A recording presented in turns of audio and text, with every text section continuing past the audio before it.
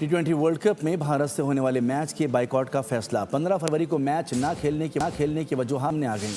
हुकूमती ज़राए के मुताबिक ICC के डबल स्टैंडर्ड पर एहतजाज रजिस्टर कराना ज़रूरी था।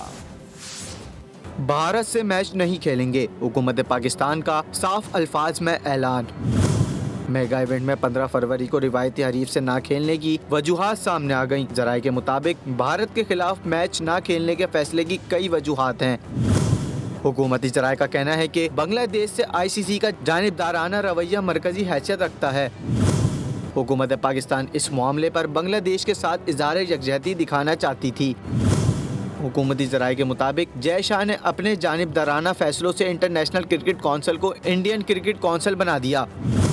जानिबदाराना फैसलों से इंसाफ और बराबरी के उसूल की धज्जियां बिखर गईं। हुकूमती ज़राए का कहना है कि ICC के प्लेटफॉर्म पर एक मुल्क के लिए एक और दूसरे मुल्क के लिए दूसरा मयार अपनाया जाता है। ये सब जानिबदारी पर मबनी होता है, लिहाजा एहतजाज रजिस्टर कराना ज़रूरी था।